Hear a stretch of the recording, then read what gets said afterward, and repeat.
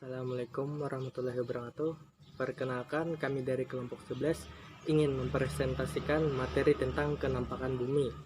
Kami terdiri dari 5 orang. Yang pertama itu Abdul Latif, kedua Rina Yanti, ketiga Nur Ayu Yusida, keempat Rahimi, kelima Sapniatun Najah. Masing-masing orang akan mempresentasikan materinya masing-masing. Materi pertama akan disampaikan oleh saya sendiri, Abdul Latif. Bismillahirrahmanirrahim. Langsung saja. Pertama yaitu permukaan bumi. Bentuk permukaan bumi tidak rata. Bumi terdiri dari tempat yang tinggi dan tempat yang rendah. Bagian permukaan bumi ada yang menonjol, ada yang datar, ada juga yang berupa cekungan. Perbedaan tinggi rendahnya permukaan bumi disebut dengan relief. Hamparan permukaan bumi merupakan suatu bentang alam yang terdiri dari daratan dan perairan. Daratan terdiri dari dataran tinggi, dataran rendah, pegunungan, gunung, bukit, dan lembah. Perairan terdiri dari laut, sungai, danau, dan rawa. Jadi permukaan bumi memiliki bentuk yang tidak rata. Materi kedua yaitu peta konsep. Permukaan bumi terdiri ada daratan dan perairan. Daratan yaitu terdiri dari dataran tinggi atau rendah, gunung, pegunungan, bukit, dan lembah. Perairan terdiri dari laut, danau, sungai, dan rawa. Materi ketiga yaitu daratan. Daratan adalah permukaan bumi yang tidak tergenang oleh air. Daratan memiliki luas sepertiga permukaan bumi. Daratan merupakan bagian permukaan bumi yang secara tetap atau permanen. Daratan merupakan tempat hidup, habitat bagi sebagian makhluk hidup. Istilah darat sering dipakai oleh kalangan awam, sedangkan istilah daratan biasanya digunakan dengan batasan geografis. Bumi mempunyai bentuk lingkaran dengan permukaan yang tidak rata. Perbedaan ketinggian dari permukaan bumi terjadi karena adanya pengaruh tenaga endogen atau tenaga yang berasal dari dalam bumi dan tenaga eksogen atau tenaga yang berasal dari luar bumi. Pengaruh kedua tenaga ini akan terciptanya beberapa jenis daratan seperti dataran tinggi, dataran rendah, gunung, pegunungan, bukit, dan lembah. Sekian materi dari saya. Materi selanjutnya akan disampaikan dari teman-teman saya sendiri. Assalamualaikum warahmatullahi wabarakatuh. Perkenalkan, nama saya Nur Ayu Yusida, NPM 202207469. A. Dataran tinggi. Dataran tinggi merupakan dataran yang luas yang tingginya 200 sampai 1.500 meter dari permukaan laut. Dataran tinggi terletak di tempat tinggi sekitar pegunungan atau sekeliling perbukitan. Suhu udara terasa sejuk di dataran tinggi, biasanya menjadi tempat wisata karena pemandangannya indah dan digunakan untuk perkebunan teh, kopi, dan sayuran. Proses terjadinya dataran tinggi akibat adanya proses erosi dan sedimentasi. Erosi ialah peristiwa pengikisan padatan akibat transportasi angin, air, es, hujan, pengaruh gravitasi, atau akibat makhluk hidup. Sedangkan sedimentasi ialah proses pengendapan material yang ditransportasikan oleh media angin, air, es, atau gletser di suatu cekungan. Dataran tinggi biasanya memiliki suhu yang sejuk dan tanahnya subur.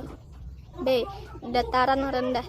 Dataran rendah merupakan dataran luas dan datar yang ketinggiannya 0 sampai 200 meter dari permukaan laut, atau wilayah yang memiliki ketinggian 0 meter adalah pantai. Biasanya di wilayah ini penduduk tinggal dan melakukan kegiatannya. Dataran rendah biasanya terletak di sekitar pantai atau persawahan. Dataran rendah terjadi akibat proses sedimentasi.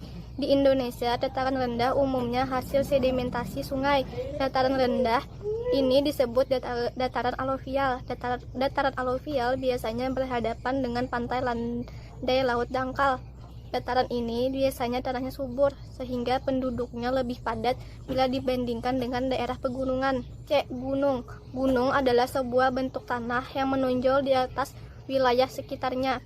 Gunung adalah bagian permukaan yang menjulang ke atas dan memiliki ketinggian lebih dari 1.500 meter dibandingkan dengan daerah sekitarnya. Biasanya di gunung terdapat mata air sehingga airnya murni dan segar. Gunung bermanfaat sebagai penghasil barang tambang, letusan gunung berapi menyuburkan tanah, dan sebagainya. Proses terjadinya gunung terbentuk karena ada sumber panas di bawah tanah. Sumber panas tersebut adalah magma. Magma ini panas dan bertekanan tingginya. Ia akan mencari jalan ke permukaan melalui retakan-retakan pada batuan. Pada saat magma muncul ke permukaan, magma disebut sebagai lava, dan peristiwanya disebut erupsi atau letusan gunung berapi. Ada letusan yang dahsyat karena magmanya kental dan bertekanan sangat tinggi. Ada pula letusan yang lemah karena magmanya encer dan bertekanan rendah. Bila erupsi ini berlangsung berulang kali, maka lambat laun titik letusannya akan bertambah tinggi. Karena bertumpuknya hasil letusan sebelumnya, tumpukan berbagai macam hasil letusan inilah yang menyebabkan bentuk gunung perlahan tapi pasti akan terlihat mirip dengan bentuk segitiga. Nama saya Rahimi, NPM 202207477. Pegunungan. Pegunungan merupakan kelompok gunung yang saling berhubungan atau bersambung. Ketinggiannya bisa mencapai ribuan meter. Perbedaan gunung dengan pegunungan. Gunung dan pegunungan merupakan dua kata yang mirip. Kemiripan kata ini bukan berarti bahwa keduanya bisa disamakan. Pegunungan adalah beberapa gunung yang membentuk satu bentangan, maka lain halnya dengan gunung.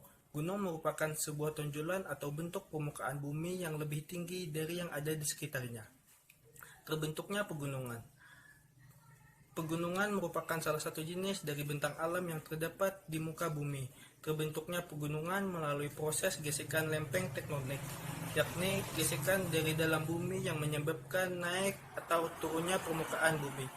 Jenis-jenis pegunungan terbagi menjadi dua, yaitu 1. Pegunungan rendah dengan ketinggian 500 sampai 1500 meter, dan 2. Pegunungan tinggi dengan ketinggian di atas 1500 meter. Bukit. Bukit adalah suatu bentuk wujud alam. Wilayah bentuk alam yang memiliki permukaan tanah yang lebih tinggi dari permukaan tanah di sekelilingnya, namun dengan ketinggian relatif rendah dibandingkan dengan gunung. Bukit yang saling membentang satu sama lain disebut dengan perbukitan.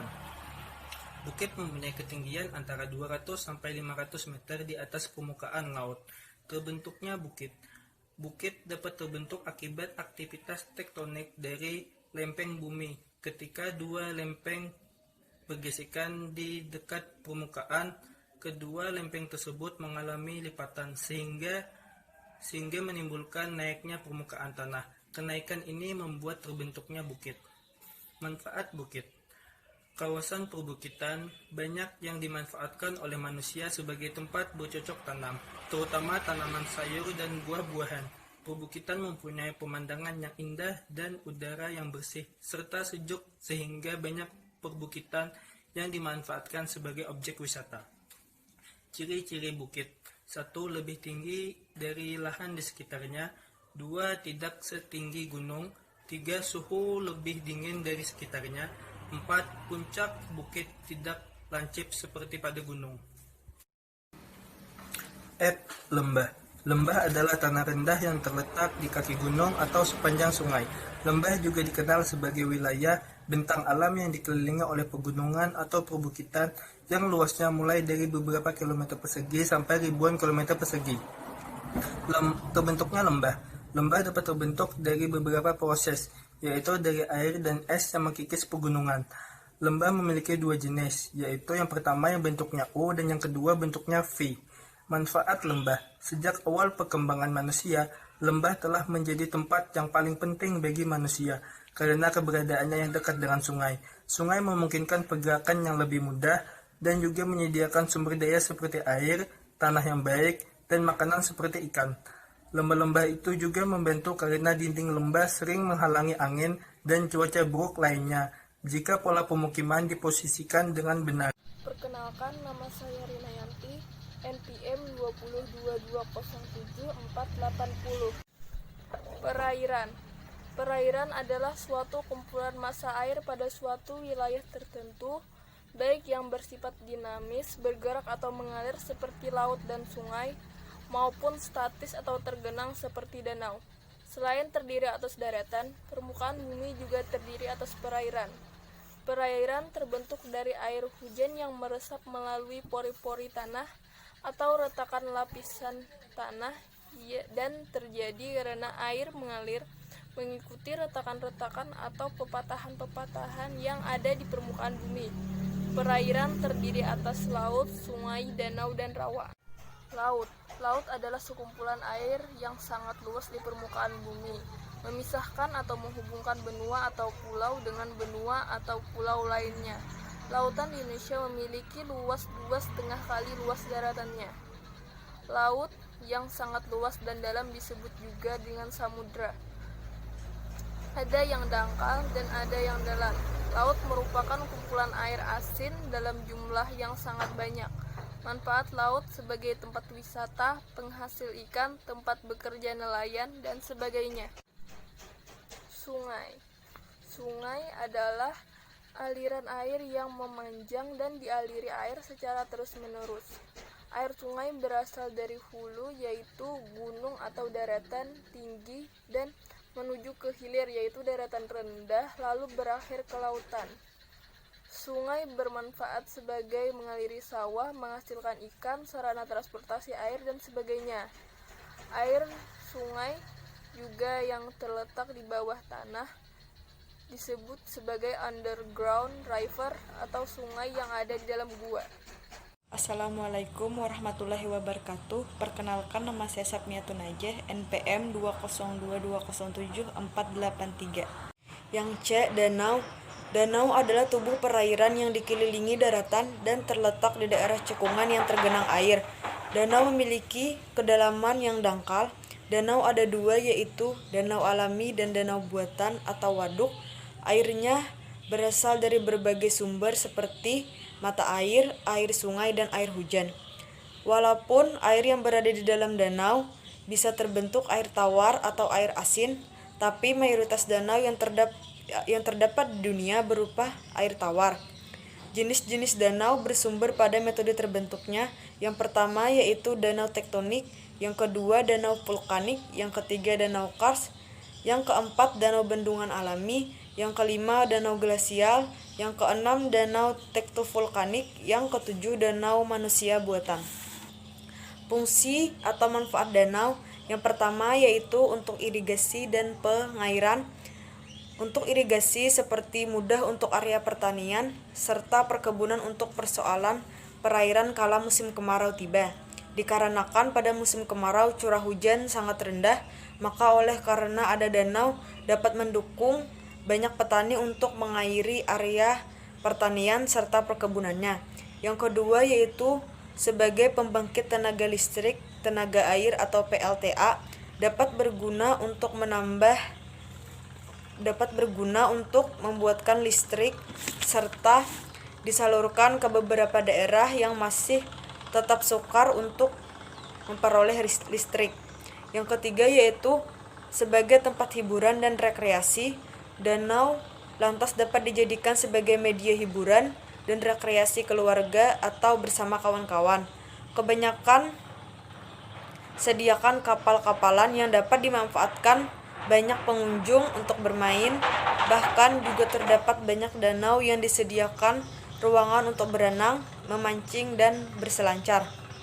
Yang D, rawa. Rawa adalah genangan air secara ilmiah yang terus-menerus atau musiman akibat air hujan yang terhambat.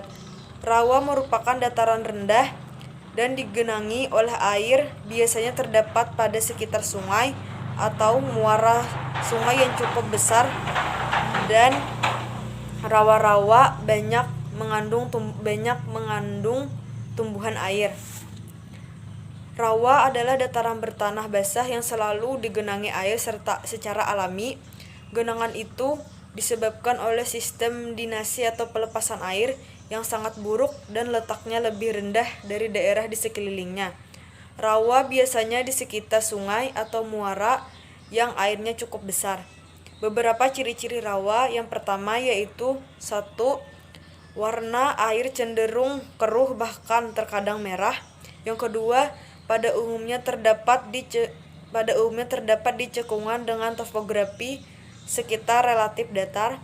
Yang ketiga, airnya bersifat masam karena selalu terjadi penggenangan. Yang keempat, sikap tanahnya anorganik dan mengandung virit. Yang kelima, banyak dasar merupakan tanah gambut. Bagian permukaan ditutupi oleh tumbuhan air seperti bakau dan eceng gondok. Yang ketujuh, terdapat banyak sarang nyamuk. Rawa memiliki beberapa manfaat bagi makhluk hidup, di antaranya sumber cadangan air. Rawa mampu menyerap dan menyimpan kelebihan air dan daerah sekitarnya, terutama semusim hujan. Demikian presentasi dari kami. Salah hilap mohon dimaafkan. Wassalamualaikum warahmatullahi wabarakatuh.